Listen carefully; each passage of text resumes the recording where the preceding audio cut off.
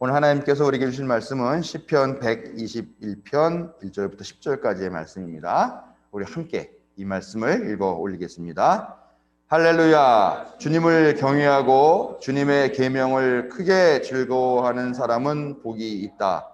그의 자손은 이 세상에서 능력 있는 사람이 되며 정직한 사람의 자손은 복을 받으며 그의 집에는 부귀와 영화가 있으며 그의 의로움은 영원토록 칭찬을 받을 것이다. 정직한 사람에게는 어둠 속에서도 빛이 비칠 것이다. 그는 은혜로우며 긍휼이 많으며 의로운 사람이다. 은혜를 베풀면서 남에게 꾸어주는 사람은 모든 일이 잘 될 것이다. 그런 사람은 일을 공평하게 처리하는 사람이다. 그런 사람은 영원히 흔들리지 않을 것이다. 의로운 사람은 영원히 기억된다. 그는 나쁜 소식을 두려워하지 않으니 주님을 믿음으로 그의 마음이 굳건하기 때문이다. 그의 마음은 확고하여 두려움이 없으니 마침내 그는 그의 대적이 망하는 것을 볼 것이다. 그는 가난한 사람들에게 넉넉하게 나누어 주니 그의 의로움은 영원히 기억되고 그는 영광을 받으며 높아질 것이다. 악인은 이것을 보고 화가 나서 이를 갈다가 사라질 것이다. 악인의 욕망은 헛되이 꺾일 것이다. 아멘. 오늘은 성령 강림주일입니다. 다락방에서 예수님의 가르침을 되새기면서 하나님 나라의 시민이 되기로 그렇게 살기로 결단한 성도들이 모여서 기도할 때에 성령께서 비둘기같이 또 혀같이 갈라지는 그런 불길같이 각 사람 위에 임하셨다고 하는 그런 내용들이 사도행전에 있습니다. 사람들은 성령을 받자 뜨거워지는 마음을 가지고 성령의 능력으로 뛰쳐나가서 다락방에 숨어서 예수님의 재림을 기다리던 사람들이 담대하게 뛰쳐나가서 거리로 나가 복음을 전하게 되는 그런 기적 같은 일들이 일어났다라고 하는 것을 우리가 성서를 통해서 알 수가 있습니다. 오늘 하나님의 부르심을 받아서 세우신 교회에 나와 예배하는 우리들에게도 성령님께서 임재하셔서 우리를 용기 있게 하시고 지혜롭게 하시고 또 복음에 완전히 사로잡힌 사람으로 살아가도록 인도해 주시기를 성어버이 성자 성령의 이름으로 축원드립니다. 오늘 읽은 시는 이제 지혜시다라고 얘기합니다. 지혜시. 우리가 너무나 잘 아는 복 있는 사람은 악인의 길을 쫓지 않고 하는 그런 시편 제1편과도 연결이 되어 있는 그런 내용입니다. 지혜시의 내용은 뭐냐면 하나님의 말씀을 따라서 사는 것이 얼마나 복되고 행복한 일인지 모르겠다라는 그런 기쁨을 이야기하는 게 이제 주로 지혜시의 영역에 속하는데요. 오늘 읽은 이 시는 또 특별하게 알파벳이라고 합니다. 히브리어도 알파벳이 있겠죠. 그래서 뭐 알레프, 베트, 뭐 기멜, 달레프 뭐 이런 식으로 있는데 이 시는 1절, 2절, 3절, 4절이 그 히브리어 알파벳 순서대로 첫머리를 이렇게 하는 그런 의미를 갖고 있는 시라는 겁니다. 뭐 우리가 히브리어 성서를 보는 게 아니니까 그런 건 잘 모르겠습니다만 아무튼 그런 식으로 하는 시들이 있는데 이게 바로 그 시 중에 하나다라는 거죠. 제가 주로 이렇게 성서를 보고 또 성경 말씀을 준비할 때 쓰는 성경이 독일 성서 공예가 해설을 단 그런 개역 한글 성서를 주로 보는데 그 성서에는 이 시의 제목을 하나님 경외의 상급이라고 하는 그런 제목을 붙여놨더라고요. 그러니까 하나님을 경외하는 사람이 이러이러한 상급을 받을 것이다 라고 하는 내용에 대한 말씀이겠죠. 그런데 우리가 보는 세번역 성서에는 이 제목을 뭐라고 달았냐? 바로 오늘 설교와 같은 제목, 하나님을 예배하는 이들에게 복을 베푸신다라는 제목으로 달려 있어요. 우리가 이 시를 쭉 읽어봤다시피 이 시에는 뭐 예배에 대한 이야기나 무슨 성전에 대한 이야기나 뭐 제사에 대한 얘기나 그런 게 전혀 언급이 없는데 왜 새 번역 성서는 이런 제목을 달았는지 제가 조금 의아했어요. 의아하면서 시를 몇 번을 계속 반복해서 읽었는데 근데 시를 읽다 보니까 하는 깨달음이 있습니다. 뭐냐? 예배를 드리는 사람의 삶은 어떠해야 하는가 하는 것들이 이 시에 아주 명확하게 규정되어 있고 그런 가르침을 우리에게 전해주고 있다라는 것입니다. 오늘 우리가 이 자리에 나와서 한 마음으로 지금 뭐 찬송 부르고 뭐 부흥회 같은 느낌이 든다 그러면서 막 뜨겁게 찬송도 하면서 예배를 드리고 그렇게 하고 있습니다. 근데 과연 예배가 뭘까 하는 생각을 한번 해보게 됩니다. 예배가 뭘까요?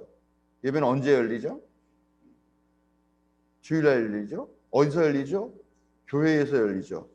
그럼 과연 예배라는 것이 주일이라는 시간에 예배당이라고 하는 공간에 나와서 기도도 하고 뭐 설교도 듣고 또 뭐 찬송도 아까 부르고 또 성찬도 받고 하는 그것이 예배일까? 이게 예배일까요? 당연히 예배죠. 그게 예배가 아니면 우리가 매일 주일날마다 나올 필요가 없는 거죠. 그렇지만 문제는 그것이 예배의 전부는 아니다라는 겁니다. 지금 드리는 이 예배도 분명히 예배의 한 부분입니다.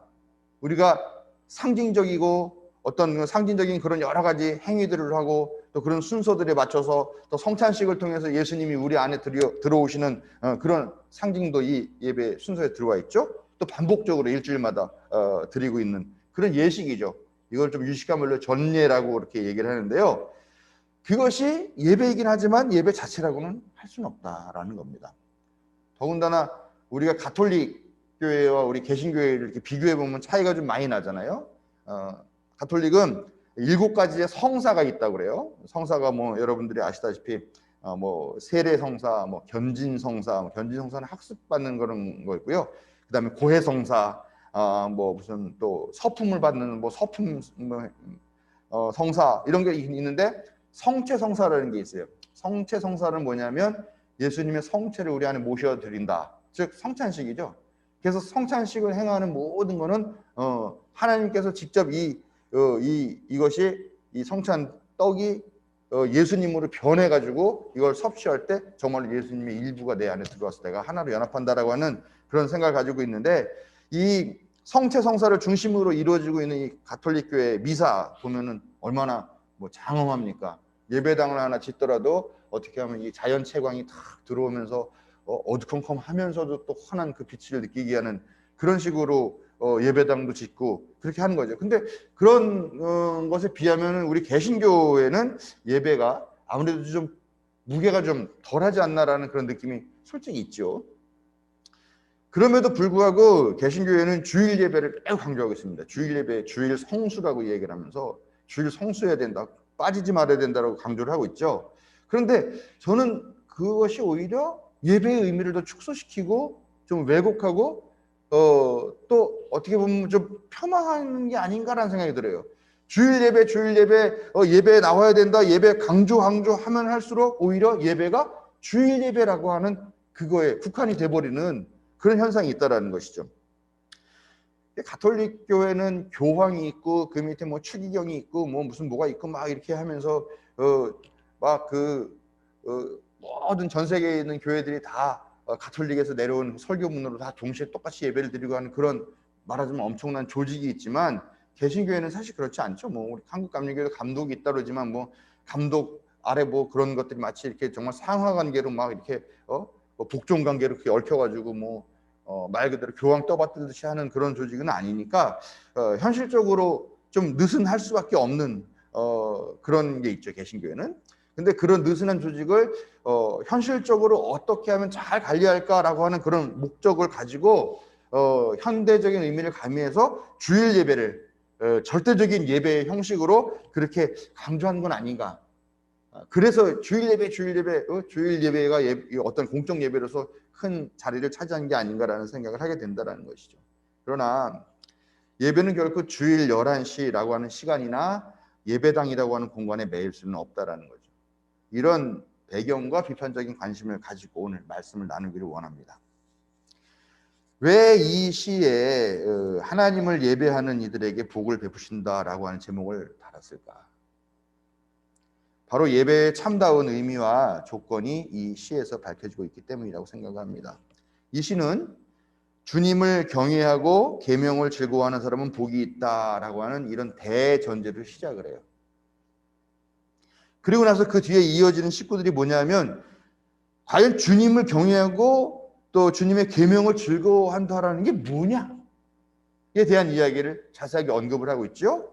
뭐냐? 정직한 삶을 사는 거.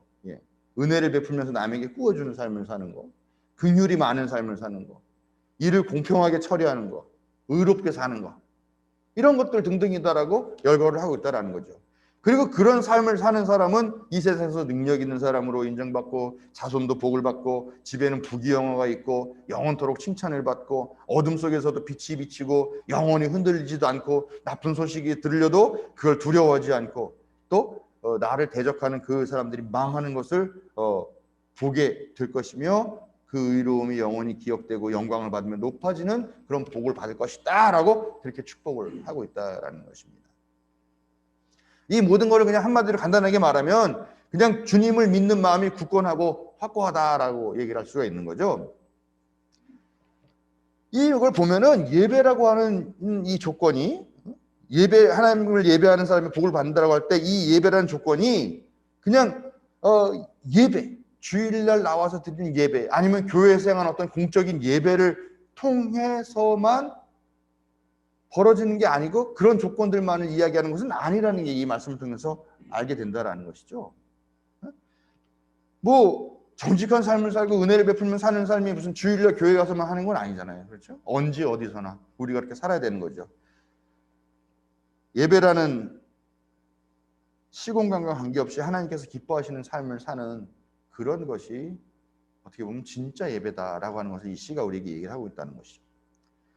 전체적으로 하나님의 계명을 향한 삶의 태도 그리고 우리가 어떤 신념을 가지고 살아야 되는가 하는 것에 대한 그것이 궁극적인 예배의 목적이다라고 언급하는 것을 우리가 이 말씀을 통해서 알 수 있다는 겁니다.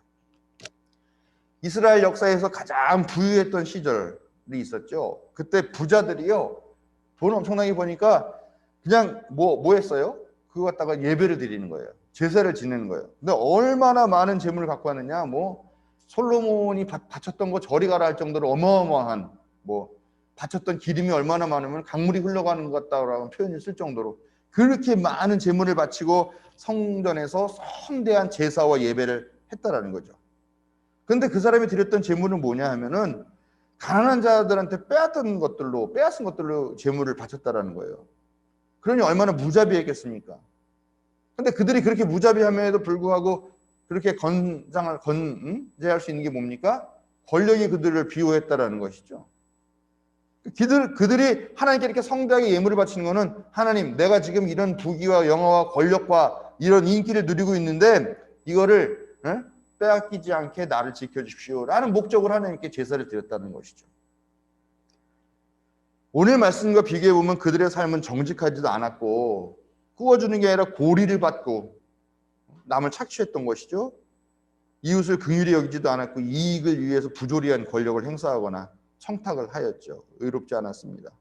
불의했습니다. 그런 삶을 살았다는 거죠. 그러나 그들이 드린 제물, 그들이 드린 예배는 그 어느 때보다 화려했고 성대했고 웅장했다는 것이죠. 그런데 그런 그들의 예물을 보시는 하나님은 뭐라고 말씀하시는지 아세요? 신물난다, 역겹다라고 이야기를 하세요. 이 부자들이 그렇게 성대한 예배를 드렸지만 이 시와에서 얘기하는 것과는 정반대의 삶을 살았다라는 것이죠.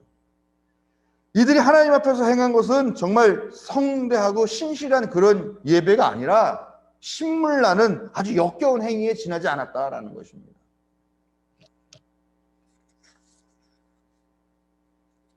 예수님과 바리새인 또 율법학자들 사이에 논쟁이 벌어진 것 중에 하나가 뭐냐면은 안식일 논쟁이 좀 많아요. 근데 그 중에 하나가 밀 이삭을 잘라 먹는 문제가 있었어요.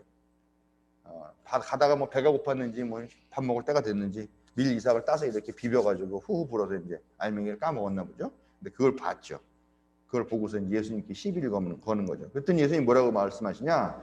그럼 안식일에 생명을 살리는 게 옳은 일이냐, 죽이는 게 옳은 일이냐? 안식일만이 아니죠. 언제라도 생명을 살리는 일이 좋은 거죠. 안식일은 생명을 죽이면 안 되고 다른 날은 죽여도 된다. 그건 아니죠. 안식일만이 아니라 하나님이 정하신 명령이라는 것은 언제 어디서나 생명을 살리는 일과 관련이 돼 있다는 겁니다. 생명을 살린다는 게 뭐냐? 육체적인 생명 당연히 살려야 되죠. 그런데 거기에 또 영적이고 정신적인 생명을 살리는 것 역시 하나님께서 가진 아주 중요한 관심사라는 것입니다. 오늘 이 시에서 언급된 것들은 육체적인 생명만이 아니라 영적이고 정신적인 건강함을 포함하고 있고요. 또 그래서 그걸 넘어서 한 사회가 건전하고 건강하게 존재하고 유지되는 것에 대한 조건들을 제시하고 있는 것이기도 하다라는 것입니다. 그런 노력들이 단지 주일에만, 거룩한 날에만 예배라는 이름으로 실천하고 노력한다고 해서 결실이 맺어지는 것은 아니죠. 매일매일 우리의 일상에서 추구되어야 되고 일상에서 노력되어야 하는 것들입니다. 그렇기 때문에 예배는 주일에만 드리는 것이 아니라 삶을 통해 삶이 이어지는 매 순간마다 예배가 되어야 한다라는 것을 오늘 시가 우리에게 분명하게 보여주고 있다는 것입니다. 우리가 또 7, 8절을 유심히 봐야 돼요. 주님을 믿음으로 마음이 굳건하고 확고해지고 나쁜 소식을 두려워하지 않는다라는 내용이 있습니다. 사실 예배의 전제라고 하는 것들이 우리에게 있어서는 썩 기쁘고 좋은 소식만은 아니지 않겠는가 하는 생각이 돼요. 여러분 뭐 교회 오시는 게 아주 즐겁고 기쁜 그런 경우도 있습니다만 저도 뭐 주일날 전 약간의 부담감이 있죠. 뭐 설교도 해야 되고 예배도 집례해야 되고 하는 그런 부담감이 있습니다만 그래도 뭐 기쁩니다. 주일날 여러분들 만날 수 있는 것도 기쁘고 또 하나님께 좋은 또 영의 양식을 받아서 여러분들과 나눌 수 있는 것도 좋고. 그런데 항상 그랬겠습니까? 저도 아주 중고등학교 때는 교회 가기 쉬울라 그랬죠. 왜 하필 그 시간에 그렇게 재미있는 것들을 텔레비전에서 방송하는지 모르겠어요. 억지로 교회를 갔죠. 교회를 가는 것이 그렇게 썩 기쁜 소식만은 아니다라는 거죠. 한 주 동안 우리가 정말 열심히 일을 하고 그러는데 열심히 일하다 보면 여러 가지 스트레스가 쌓이게 되죠. 그 스트레스를 휴일인 일요일에 레저를 통해서 좀 해소한다든가 사람들을 만나면서 어떤 그런 위로를 받는다거나 해야 되는데 아니 주일에 교회를 와야 된다. 즐거운 소식은 아니죠. 또 오늘 말씀 같은 것도 연관해봐도 그렇죠. 교회 올 때 또 빈손으로 옵니까? 뭐 헌금이라도 얼마나 갖고 가야 되죠. 또 가면은 시간도 또 우리가 갖다 바치는 거잖아요. 가서 교회 봉사도 해야 되고 예배 1시간 드려야 되고 또 뭐 무슨 뭐 여성교회 뭐 남성교회 뭐 이런 위원회 행사들도 해야 되는 거고. 근데 그 시간과 그 돈을 자기 개발에 쓴다 그러면은 지금 내가 얼마나 나한테 자양분이 될까 하는 그런 생각들을 할 수도 있다는 거죠. 또 괜히 뭐 가난한 사람, 뭐 약자들, 뭐 불의하게 사람들에게 핍박당하는 사람들, 뭐 그런 사람들의 삶에 끼어들어가지고 복잡한 일에 휘말린다든가 한다는 것도 사실 기분 좋은 일은 아니라는 것이죠. 근데 하나님을 예배한다라고 하는 것은 끝없는 자기 희생과 또 오지랖처럼 보이는 그런 친절, 이웃에 대한 친절이 요구된다라는 겁니다. 그러니까 결코 이 예배하는 삶이라는 것이 기분 좋거나 뭔가 수지를 맞는다거나 뭔가 우리 마음이 저절로 행복해진다거나 하는 그런 일과는 좀 거리가 먼 것도 사실이라는 겁니다. 그렇지만 우리가 이런 예배의 삶을 살았을 때 세상이 바뀌고 교회가 교회답게 되고 우리가 사는 사회가 건강해지고 모든 사람들이 행복해지는 그런 세상이 열린다라고 하는 그런 확신이 있어야 된다는 겁니다. 그런 세상이 하나님께서 원하시고 기뻐하시고 또 지지하시며 우리에게 만들라고 명령하신 그런 세상이다라고 하는 확신을 가져야 된다는 것입니다. 우리 앞에 닥치는 그런 위기가 있죠. 뭐 이웃을 돕다 보면은 괜한 데 끌려가가지고 뭐 잔소리도 듣고 핀잔도 듣고 뭐 욕도 먹어야 되는 그런 상황이 있습니다. 그러나 그런 위기 앞에서도 흔들리지 않는 그런 믿음이 있어야 하고 또 하나님께서 그렇게 해주실 것이라는 그 믿음을 우리가 갖고 의심하지 말아야 된다는 것을 그것이 또 예배의 중요한 한 요소라는 것을 오늘 말씀은 우리에게 전해주고 있다는 것입니다. 말씀은 뭐라죠? 삶으로 예배를 드리지 않는 사람들, 이 사람들은 악인이라고 이야기합니다. 악인은 어떻게 되냐? 결국 이를 갈다 사라져요. 그리고 그 욕망은 헛되이 꺾일 것이다 라고 합니다. 악인들이 사는 삶이 얼마나 잘 나가는 것 같습니까? 얼마나 부러워 보입니까? 다 승승장구하는 것 같죠. 그러나 그렇지 않을 것이다.